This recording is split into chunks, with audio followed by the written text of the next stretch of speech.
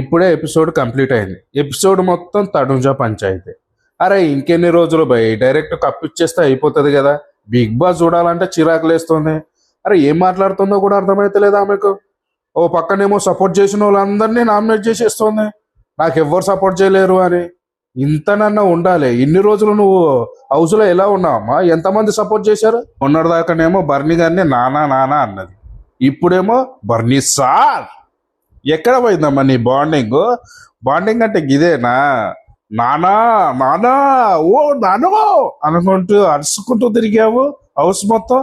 ఇప్పుడేమో నానవయ్యి సార్కి వచ్చిందా? ఇది కదా కన్నింగ్ ఏమంటే.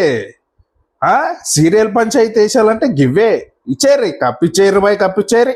ఇమాన్యుయల్ మాత్రం సూపర్ మాట్లాడండి బాయ్. అదే బెడ్ టాస్క్ గురించి.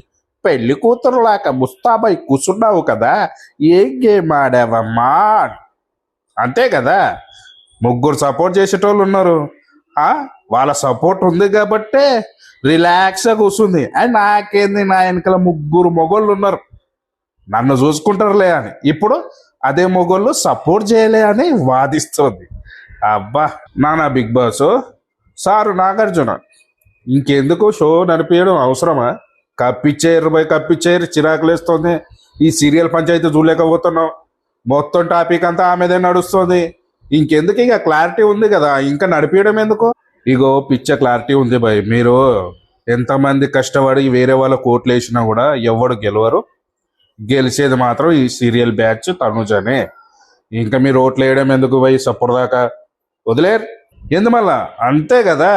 మీకు ఈ వీడియో నచ్చితే సబ్స్క్రైబ్ కూడా చెయ్యాలి కదా మరి.